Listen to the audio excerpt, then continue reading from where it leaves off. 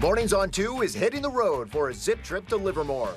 It's one of the best places, and it's a community place. We're taking you to some of the city's favorite eateries and famous wineries. Plus, we'll introduce you to the Livermore man who formed a lifelong friendship with the firefighter who saved his life.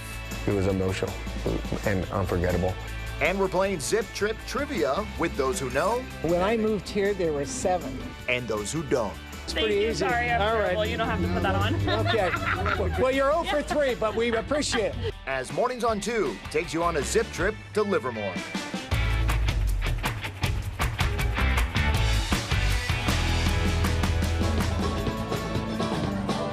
It is the gateway to the Central Valley, a wine region that has been around for about 150 years. One of the hottest spots, you could say, to be in the summer months, and apparently a pretty hot spot to live. We're talking about 90,000 strong right here in the city of Livermore, and plenty of live music to go around. We have CRAWDAD Republic bringing us in on this Friday morning. A good mix of instruments in this band, including one of my favorites, and that is the classic banjo. With that, welcome to the 9, live from downtown Livermore, everybody, alongside Garcia Michaelian. I'm Mike Meebach. It is great to take the show on the road this Friday morning, especially to a place, Garcia, where you once called home. You know, it feels like home because it is home. I am so lucky to have grown up right here in gorgeous Livermore, California.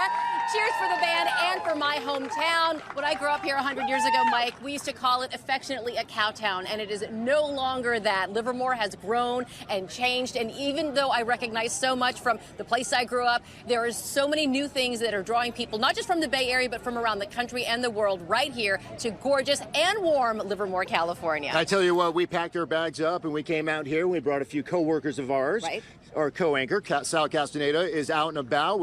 Frank Malicote is also out and about at the rodeo, and KTVU's Claudine Wong is here. Now, they've been out here for 1 or 2 weeks now, right, talking to people, talking to businesses, gathering stories. So we're going to touch base with them probably once, if not twice, throughout the next hour. I'm very curious about Malicote. You never know what he's going to do. Right. And the rodeo is in town. Oh. So bull riding and Malicote could be a possibility sometime this hour. Absolutely. I know a lot of people make a point of coming out to the big rodeo parade, which is tomorrow, Saturday morning. So downtown Livermore is going to be all lit up for the Livermore Rodeo, 100 plus years strong. A lot of people think they know Livermore. They say, oh, Livermore wineries, Livermore Rodeo. Sure, right. There is so much more to Livermore than just that. So let's take a peek at why so many people love Livermore.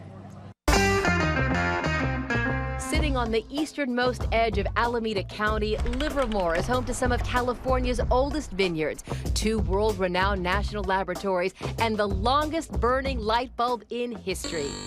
The city was founded in 1869 by William Mendenhall, who named it after Robert Livermore, a rancher who settled in the area in the 1830s. Since then, Livermore has transformed from a vast farmland into a largely suburban area, with a population of more than 91,000 people, according to the latest numbers from state officials. Still, Livermore is holding on to its long-standing tradition of ranching. The annual Livermore Rodeo is now in its 101st year. Livermore is also known for its warm, dry summers. The average high temperature in July is 89 degrees, and just a couple of years ago, the temperature reached 107. That Mediterranean climate makes it the perfect location for growing grapes, and today you can find dozens of wineries spread across the valley, as well as wine bars in the downtown area, where the city's been working on a revitalization plan, which includes new restaurants, shops, housing, even a new hotel slated for construction beginning in 2020. Downtown Livermore has grown, and Livermore itself has grown exponentially, Mike. Growing up here in the early 80s, we had something like 55,000 people. Right. Now Livermore is 90,000 plus strong, so it's good to see. And I tell you what, behind the scenes here, we have probably a couple of hundred people who have gathered around our cameras to come celebrate this hour, celebrate us taking the 9 on the road, and it's great to see everyone, all these residents of Livermore coming out today to be with us for this hour. Our 9 o'clock co-anchor, Sal Castaneda, as I mentioned, is here in town, and he's actually at one of the well-known wineries here in Livermore. Hey, Sal. Hey, Mike and Garcia, we're at Wente Vineyards, and just in case you've never actually thought about how to pronounce it, you see it W-E-N-T-E. It's Wenti, like in venti coffee.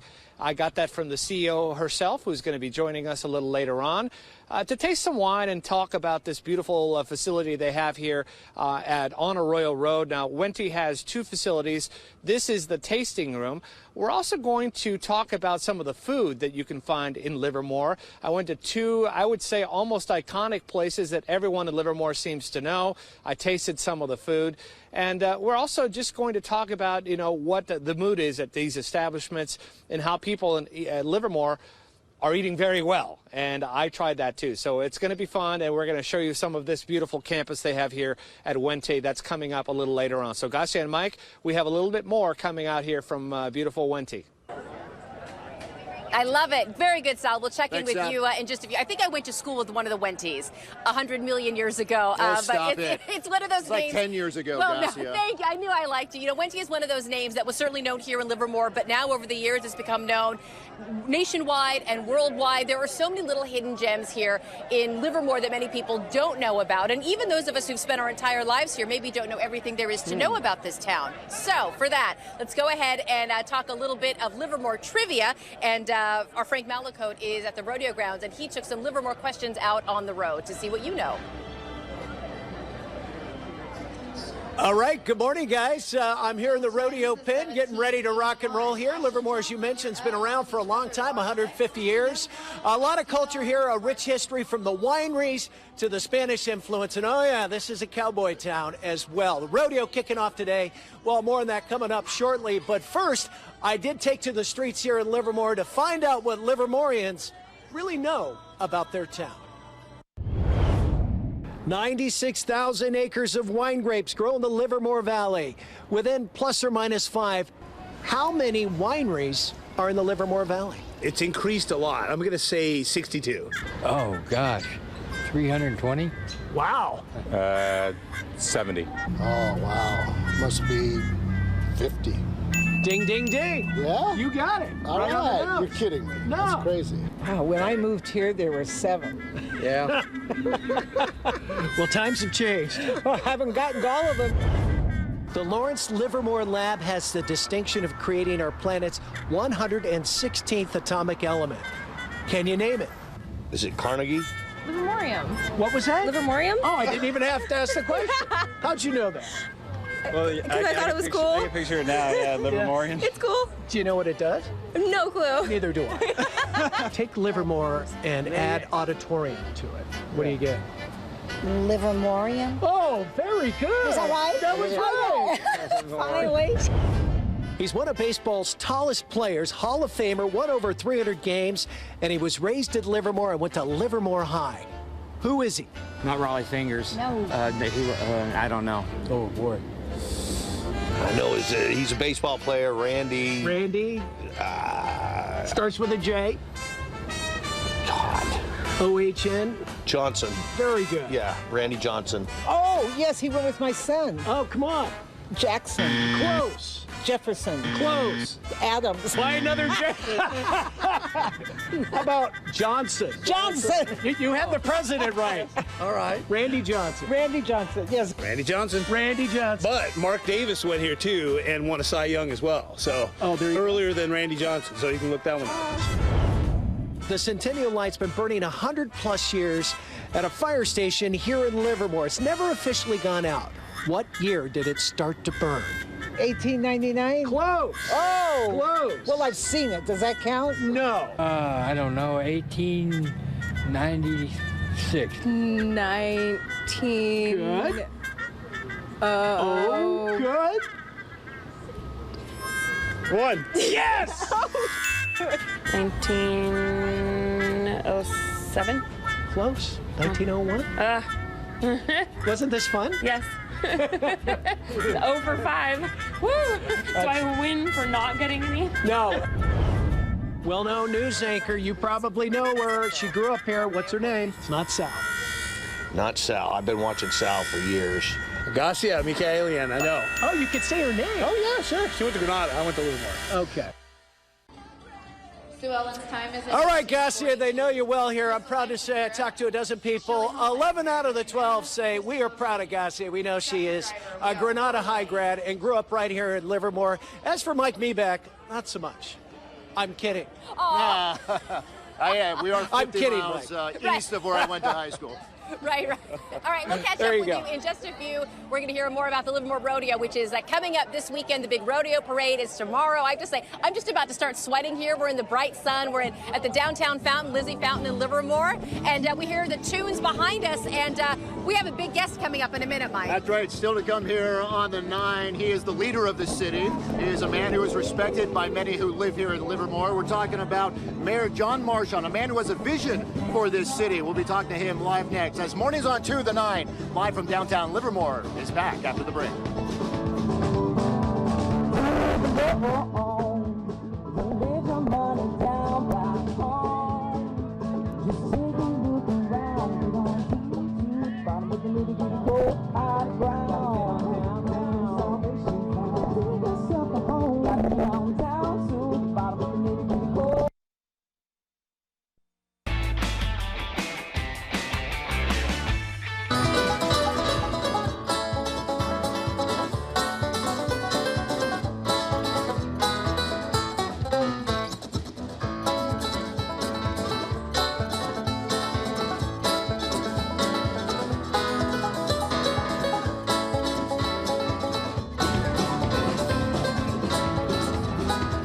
Live music, bright sunshine, and Crawdad Republic is waking up Livermore and so much more on this gorgeous Friday. We've taken the 9 on the road. It's our very first zip trip. It is here in Livermore, California, and we have a definite VIP right next to us, Mike. That's right, the mayor of the city, John Marchand. Welcome, John. Thanks for taking the time here. Well, thank you. Thanks for coming to Livermore. What do you think of the band? They're awesome. Crawdad Republic is great, and we're right here in our award-winning downtown. This is a great morning. They're not going to turn the water on us, are they? No. Okay, good. I already checked Public Works. Okay, we good. shut off the timer. Yeah, Good. That could be really exciting. Because, you come in here any evening, June, July, August, September. This place is shooting water, and there's little kids and even big kids. This is where the children play. It's a wonderful part. It's about quality of life here. This downtown area, Mike and I have talked about this, has transformed, largely in the years that it's been under your leadership. Tell us about the change. It really has been. It's been a remarkable change over the last decade or so. Yeah. We originally had gravel trucks rumbling down the downtown First Street. Every 2 minutes there's a gravel truck. So it's hard to have sidewalk cafes when you have gravel trucks. We moved the highway off of the downtown. It now goes around the city. So it's really transformed this remarkable community. We've got public art down here. It's a gathering place. This really is where the community comes together. It's our award-winning downtown. That's right now, Mayor, but what about the future? What's the plans for the future for the downtown area? Well, more great things. Yeah. So we're doing our ribbon cutting on our Emergency Operations Center next month. Right behind us is going to be Stockman Park. You may know that Livermore was founded by a Stockman. It was founded by William Mendenhall, and he named it after his good friend Robert Livermore, who was also a Stockman. So right behind us is going to be Stockman Park to celebrate the contributions of the Stockman in Livermore. This is the 100th anniversary of the Livermore Stockman's Rodeo Association, the 100th running of the rodeo. But we're also going to have Veterans Way is going to be completed this summer, and that's going to commemorate the contributions of our veterans as well. So you're going out to the rodeo. Do you have a favorite event? And when you go out there, steer wrestling? Is it the bull riding? It's just a great event. I mean, everybody coming together. It's celebrating the heritage of the city of Livermore. Right. But we're working on bringing in a new hotel into downtown, something that we've wanted to bring in for decades. I have to ask you, Mayor, since you brought up the hotel, there has been more than a little bit of controversy over bringing the hotel to Livermore. There are a lot of people who grew up in this town who are seeing a lot of changes, and they don't like all of them. Tell me about the fight to preserve Livermore's small town heritage and feel while really having to make some concessions to the modern world that we're living in. Well, if you don't grow, you're going to die as a community. And so there's a very small group of people, and some of these people I've had actually complain to me that they don't like the fact that there are so many young people in the downtown. Seriously. One of these days you're going to have to let the young people inherit this community, and I want to make sure that they inherit the best community that they possibly can. How do you ensure that Livermore doesn't grow out of control? If we ever could see that day. We have very careful planning. We actually have a top end on how large Livermore can grow, and if Valley Link comes in, again, there's a limit to how we're not going to grow beyond our resources, but we're going to keep it an amazing community. As you said, there's a little bit of controversy about the hotel. Right. Some people don't want to have to cross the street to go to the Bankhead Theater, and it's like, well, but we did a tremendous public outreach program. We had 9 months of public outreach. It was the talk of this town, Mike. Yeah.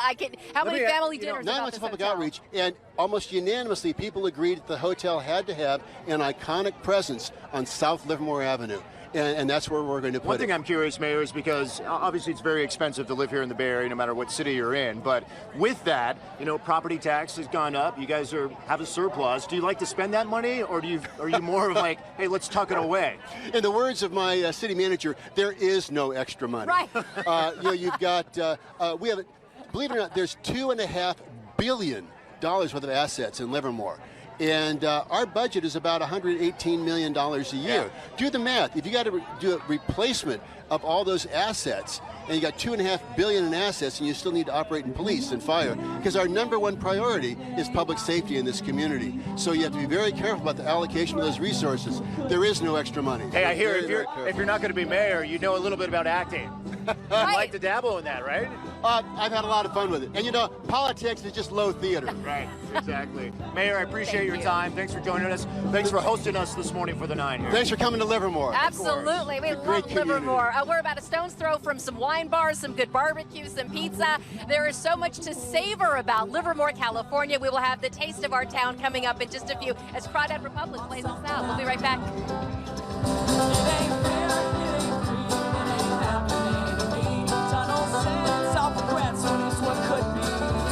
So I anchor to the mountain till I find that heart of gold. It's got to be.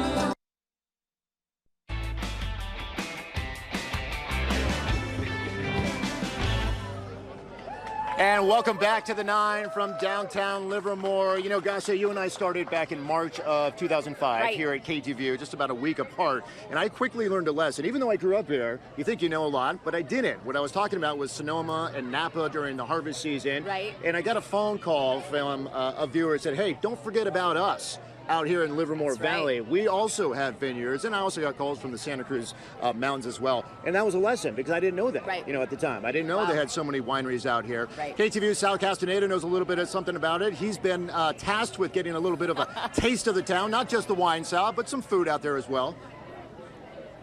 That's right, Mike and Garcia. Obviously there's a very famous wine scene here, and I didn't know until, I don't know, maybe 10, 15 years ago when I came out for the first time. So it's grown a lot since then. So people here in Livermore are eating and drinking well.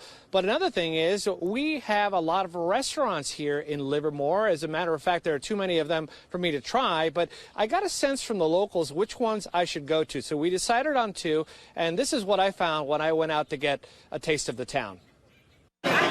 We started at Livermore's First Street Ale House, a family-owned restaurant right in the heart of the downtown area.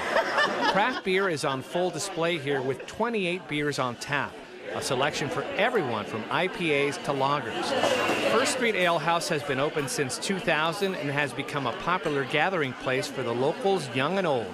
Whether you come alone and sit at the bar, or come with family and friends and grab a big table. It's the kind of place where you will probably see someone you know if you live in town.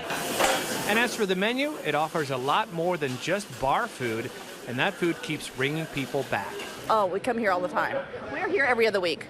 I'm a burger guy. Did it make a good burger here? Oh, yes. Fantastic. It's probably one of the better ones. So about that burger, she was right. If you come here and you like burgers, you should get this. And the menu even has a keto offering, giving a nod to the ultra-popular new eating craze. Across town, we also visited another local favorite, Posada Restaurant. I will have the tamale, please. With a southwestern menu, the restaurant has earned rave reviews from the locals and is run by a husband and wife team. When we opened 5 years ago, I thought, I didn't know if Livermore was going to be ready for his type of food, his type of cooking. It's very different. It's delicious. Posada is open for lunch and dinner. The most popular lunch item is the blackened mahi-mahi tacos with watermelon salad. That is dressed with a touch of habanero vinaigrette. The watermelon, again, was to balance the heat that you have in the blackened fish and the refreshness in your palate with the watermelon. It's just so fantastic. So a great compliment. I tried it myself and found it so delicious. I'm just getting the texture of it. For dinner, Chef Eduardo presented his most popular item, the dry-aged Duroc porterhouse pork chop served with traditional rice pudding on a bed of tomatillo cilantro sauce. I think they have a lovely menu with unique combination of flavors, and the food always tastes light and fresh, and wonderful, drink options as well. The restaurant has an extensive list of Livermore Valley wines and also has its own signature drink, a sangrita, which is basically a wine margarita which outsells all other drinks at the eatery. Oh, that is really good. Right. Well, one of the things that you always get at a restaurant in Livermore, for the most part, is they're very proud of the wineries here. It's Wente, but there's also so many other wineries in town, so you can get local wines almost everywhere you go. And speaking of local wines, we are going to talk to the CEO of Wente coming up in a little bit, and we're going to try some recommendations from her, and that's coming up in just a bit. So if you like wines, you should stick with us. Hey, they got a great Pinot, and I know they got a great Rosé. I mean, it's 5 o'clock somewhere, right? Right, somewhere. All right, Sal, we'll talk to you in just a bit. Thank you. You know what tickles me is when I hear people from all over the Bay Area say, hey, I was in Livermore this weekend. I was wine tasting. Look, 20, 30, 40 years ago, people weren't saying that, but right now, I love it. Everyone is more than welcome, and it's not just the wine. There's a lot of really good music. You've been hearing the tunes of Crawdad Republic. They play a number of wineries. They're here at the Downtown Fountain playing for us this morning, and Claudine Wong is standing by to talk with some of the members of Crawdad Republic. Hey, Claudine. Yeah. How amazing is this band? So fun to listen to. Crawdad Republic, I mean, it's a group of friends that have been together for a long, long time. We've got Dave Haberman and John Williams with us. Thank you so much. I mean, it's been amazing to listen to you play. How great is it to play in front of this hometown crowd? Oh man, this community has been so supportive of us coming up as kids with arts, giving us opportunities to play, and we love representing this town. Introduce us to your band, Sure. because it's an amazing group here. Yeah, this is Johnny Williams. Yeah, he's on guitar. We have Brandon Olivo on the banjo. We have Adam Elliott, who's a local firefighter, on the drums over there. We got Dusty Boyle on the stand-up bass. And we got, what's your name again? We got Doug Allen on the keys. So tell me about you guys, though. You guys are teachers. You mentioned firefighter. I mean, this is not all your day jobs. Yeah, right? I teach 8th grade, and he teaches 4th grade. We got a labbie over here. We've got somebody who has their own production studio. So we're members of the community. We work and live in this community, and we have the pleasure to play here. High school friends, most of you guys have been playing for a long time. All but one of you guys are from Livermore. There's some Castro Valley guy mixed in there, right? We're not talking about him. Tell me about your sound and your music and what your songs say. Yeah, sure. We're all about original art, and we're just so humbled to be from Livermore. There's a beautiful music culture, and there's a beautiful community here. We're just trying to make songs from the heart and give back to the community. This isn't our day job. It's sort of our vehicle to give back and promote good things in Livermore. Pretty awesome vehicle. Tell me about Windows Down. Windows Down is a song about self-care. We all need to get it, so that's what the tune's about. Okay. Getting out and taking care of yourself. You're going to play that in a second, but tell me about these two fundraisers you guys have coming up. So we have one coming up on September 7th called Community for Education. It's going to be at DARCIE Kent Vineyards. It is a fundraiser that is meant to put instruments back in kids' hands through the school district. There's going to be all original bands, all local fare. It's going to be really good. So food, drinks, everything's going to be locally sourced. Okay. Yeah. DARCIE Kent Vineyards, September 7th. Love Livermore Live. And it's a fundraiser to put instruments in the hands of the Livermore youth. Okay, you guys have a great crowd here. They've been told us that they're your groupies, so we love it. We love it. We're going to let you play. We're going to go to Frank at the rodeo coming up next, but Crawdad Republic, go ahead and play Windows Down as you play us to break. We can't wait to hear this song, okay? Are they ready to go? And they're ready to go. Something about the windows down. It's a good drunk ride. Let our lashes paint world miles from the sunlight. Watch the sun sink down and sink beneath the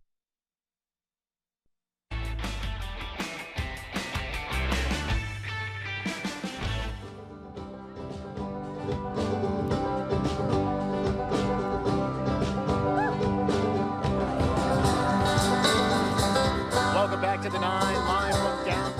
Livermore. CRAWDAD Republic continues to just please the crowd here in the downtown area. Nothing like live music. I think it's in my soul. I love that banjo. I keep talking about it, but my first concert in the Bay Area was at the Warfield in San Francisco, and it was Jerry Garcia and David Grisman, both on the banjo. So ever since I was in 8th grade, I feel like the banjo's just in my blood. Yeah. So they're phenomenal. They're great. If you get a chance to see them, get out there and see them. I love it. They play wineries all over Livermore and so much more. We have so many people gathered here at the downtown fountain in the heart of gorgeous Livermore, California. And we're so thankful that you're with us as we take our first zip trip. We're going to be going to communities all over the Bay Area. Today we're focusing on Livermore. A lot of people grew up here, think they know Livermore, but what many people don't know is that Livermore is about a lot of traditions. And one of those is the Livermore Rodeo.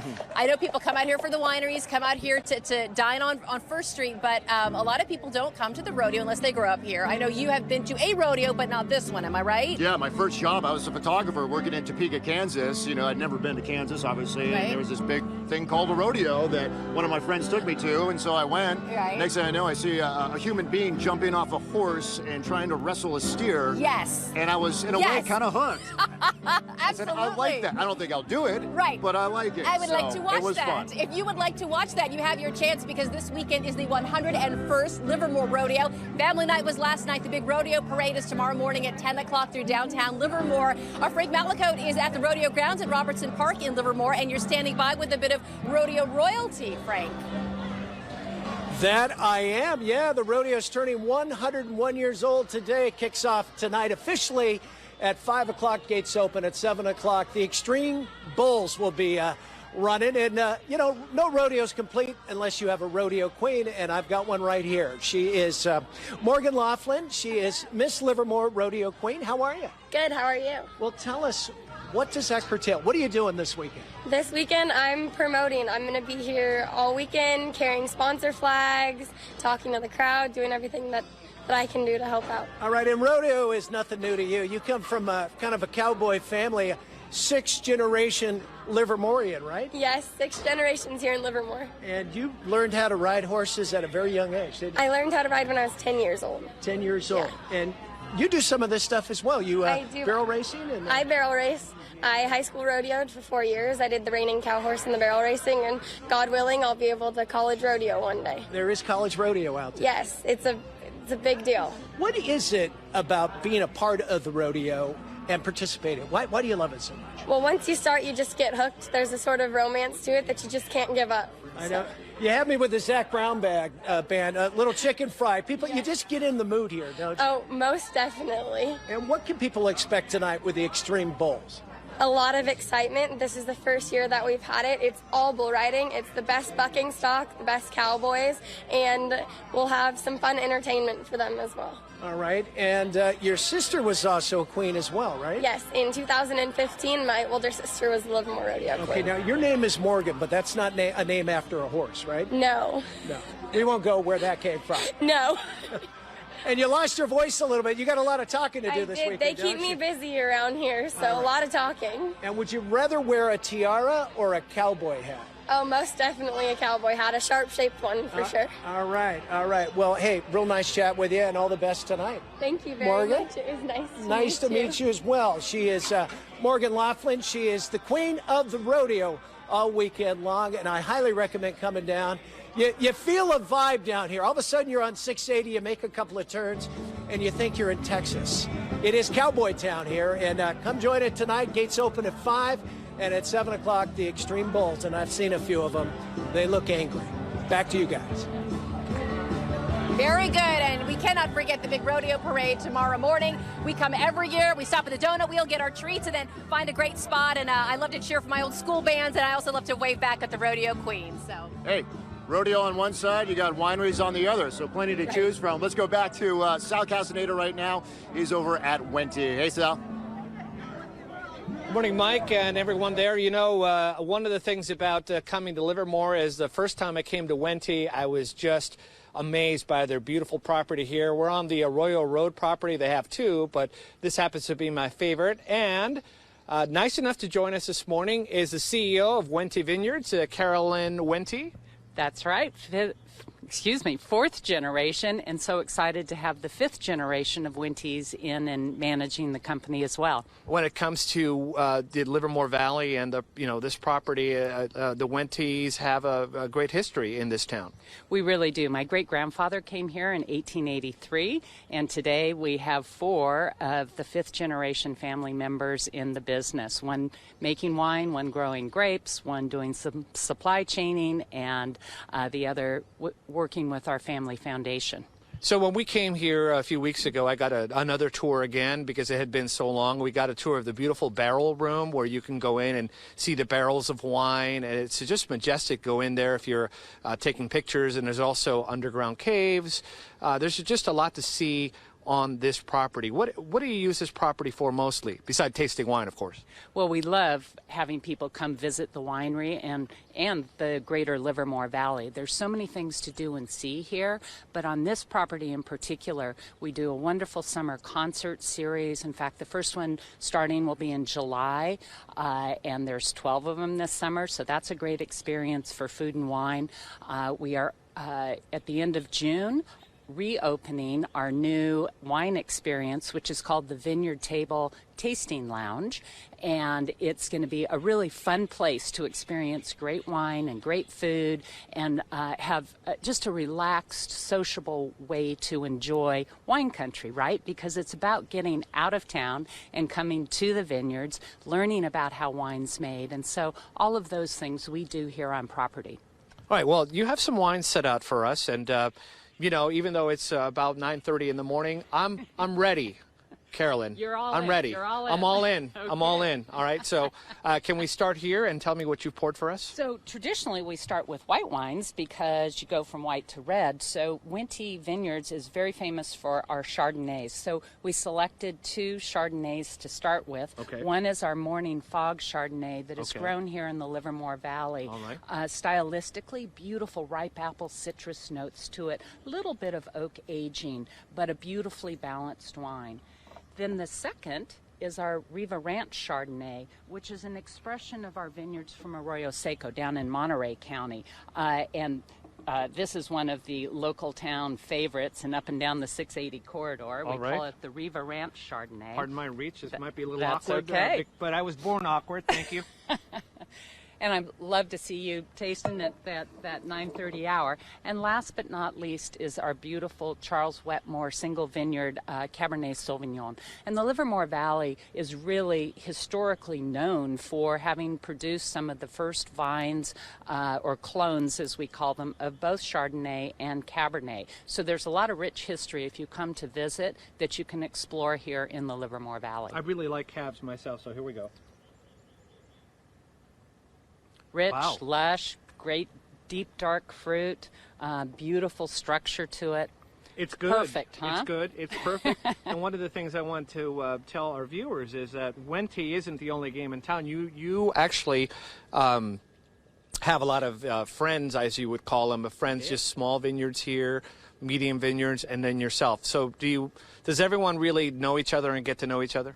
We do. And, it's been a community that since the 1990s, there were about 10 wineries here in the valley. And since that time, we've grown, and there's over 50. So when you come to the Livermore Valley to visit, there really are a lot of different opportunities to engage with the actual winemakers, the owners, and we all have a great community among us through our Wine Growers Association and just quite honestly being good friends, right? Yeah, and the last question I'm going to ask you, it's an important one. Have you seen Livermore as a community get more visitors over the last, I don't know, maybe 10 years? Absolutely. And here on property, we've really noticed the increase. And part of the reason why we encourage people to come is to experience wine country. And we'll get from our Greg Norman Design Golf Course to the concert series to coming to weddings or to enjoying the Vineyard Table and Tasting Lounge. All of those things are different ways to engage and interact with wine. But it's not just always about wine. It's about friends and camaraderie and enjoying the beautiful Livermore Valley. Carolyn, thank you. Thank you. And thank you for coming out and bringing the wines. Yes, and it is a beautiful facility. I've seen the golf course that she mentioned. So Mike and Gasia and everyone else there, if you want to come out here, I guarantee you, you're going to love it. You're going to taste some good wine.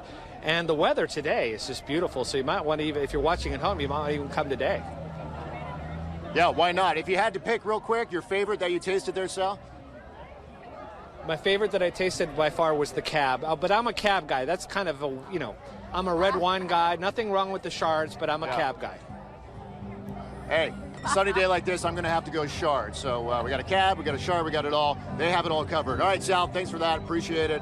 Yeah, he nailed it, though. Come today, middle of August, things are a little bit warmer out here. It's really sunny. That's People right. out here at downtown Fountain and Livermore are already fanning themselves, and we haven't even hit the peak of summer yet. So a lot of people come to Livermore for the wineries, yes. A lot of people come for the rodeo this weekend, yes. But did you know that people from all around the world come to see one of Livermore's fire stations? And the fire station itself is nice. I was just Is there there. something inside There that is fire a station? something inside that fire station that is special and known around the world. So let's talk more about that with the leader of the Centennial Bulb Committee. Tom Bramwell is up early with us this morning in Livermore. Thanks for being here. Good morning. It's beautiful, nice and cool out.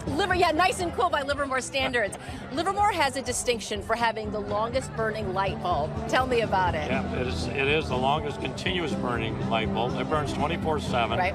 Very quietly hanging from the ceiling, and it was installed in 1901. And we know that because it was donated by the owner of the Livermore Power and Water Company at that time, and his daughter attested to that back in the 80s. It was noted for its longevity back in 1972, and used to hang down in the station right down the street here on the right-hand side. Right. And we used to swat it when we were going to like it was no big deal. Yeah, Like it was no big deal, and we'd swat the hanging light bulb. And it was no big deal, but then we learned about its longevity, and you stopped smacking it. Talk about the longevity, because it was created in America, right? Yep. In Shelby. It's a Shelby. It was developed in Shelby, Ohio. So we know that in 1898 they were determined to be the best lamp in the world, and so the longevity, we weren't really that surprised, right?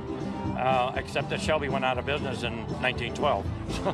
Well, when I put in a light bulb, it usually lasts probably a month or two. I don't know if that's my luck. Are your or- kids smacking it? Yeah, they're smacking Well, it. there is a story about that, and the reason was back in the 1920s there was the Phoebus cartel, which General Electric and other organizations, Philips, Lights, and they all got together and decided you couldn't have a light bulb to last more than 1,500 hours. Wow. And so Shelby had this light bulb that's been going for over 1 million hours in 2015. More than 1 million hours. More than millions of hours here already. So it's a pretty amazing light bulb. But folks can actually see it in the station. It's 24/7. I love it. And there's a guest book that I had the pleasure of looking through. People from all around the world come to see this bulb. People have been there. I've been talking about this light bulb and showing it since the 70s. And I'll tell you, I can attest to its longevity from that period of time alone. I love it. But the I've met people from all around the world. In fact, last year we just did a advertisement for South Africa. So they came and did a whole video on the light bulb. Putting Livermore on the So map. did a commercial. All right, it's at Fire Station 6 out on East Avenue, kind of close to the Livermore Lab. 4550 East Avenue. right. And it's also on centennialbulb.org on a website. A website. live stream. Well, Tom Bramwell, thank you so much. You're welcome. Thank Keep you. that bulb going. Absolutely. Very Appreciate good. it, Tom. Have a great weekend. All right, still to come right here from downtown Livermore. Look, firefighters, police officers, they're out there, they're protecting all the residents here in Livermore, they're saving lives, and every now and then, a first responder gets the chance to meet the person who he or she saved. In fact, that happened right here in the city of Livermore. When we return, we're going to go back to KTVU's Claudine Wong as she gives us her hometown hero. Much more from Mornings on 2 to 9, live from downtown Livermore after the break.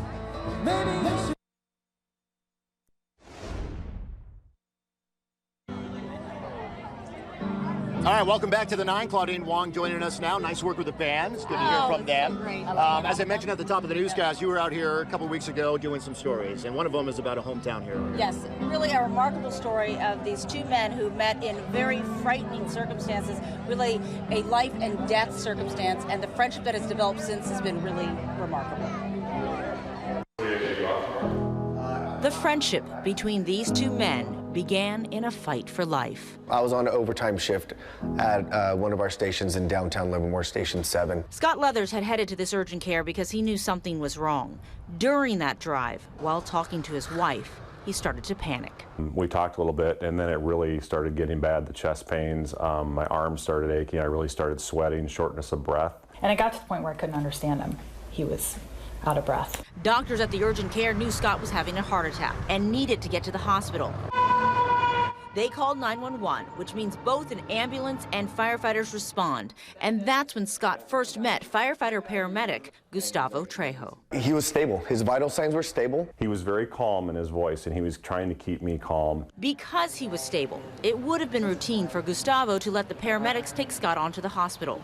But that day, he decided to ride along. It was more of a gut instinct, just the look on his face, seeing a stable set of vital signs, but knowing what could potentially happen. Halfway into the 8-minute ride, everything changed. I took a peek over and I saw him starting to posture, and I recognized that he's now going into what we call a ventricular fibrillation, which is a lethal rhythm. For the next 2 minutes, Trejo and the paramedic fought to save Scott Leathers' life. They did CPR and shocked him, and then, as they were getting ready to put him on a CPR machine, he came back. Scott says the first thing he remembers is Gustavo's voice. He said, "Scott, stay with me, stay with me." He said, "Look at me, look at me." Sorry. And he said, "Stay with me." And he said, "Don't close your eyes again." And he said, "Do not stop breathing again." And he said, I just remember he's saying, "Your heart just stopped, but I got it going again." And I said, "You did that for me?" By the time they got to the hospital, he was stable. And Scott looked at me and said, "I died in the ambulance." And Gustavo brought me back. And that's the point that, it just hit me. And Scott said, Gant, that's our son. And I said, "It's going to be okay." I just tried to reassure him. It's been more than okay. Scott has made a full recovery and is now enjoying every precious moment of his life. That was all gone for a brief moment there, and then I got a second chance, so just very thankful. But the story doesn't end there. A month later, Scott tracked Gustavo down. We all sat down and we had some water, and he said, "Okay, do you want to know what happened?" It was emotional and unforgettable. That connection right then and there. It is a bond that runs deep, with visits to the firehouse, that's Scott's son Gant getting geared up and getting a seat in the engine. And it's a bond that grows as their families get together for play dates and dinners. Things could have been very different. Not everyone gets this happy ending. I believe if it wasn't him, it may have been a different result. This call was the call that just made it all worth it. Because on this call, on that day, a life was saved and a friendship was forged. So Scott's doing great. He's healthy. Scott's, changed some lifestyle things, and so really just enjoying every moment now. I'm curious, how much time are they actually spending together? Actually, quite a bit. They've had extended family come into town and meet, each other, and they've spent so much time together. Their kids are friends. It's really a remarkable friendship they've created. It's great. I love it. Thank you. Thank you, Claudie. Livermore people take care of each other. End of story. That's one story you shared with us. Coming up in a second, many, many more stories. We're talking with a Livermore couple who's part of a very important organization. They are brightening up seniors' days, and not just with some delicious food. So we'll talk with them in a minute. Stay with us.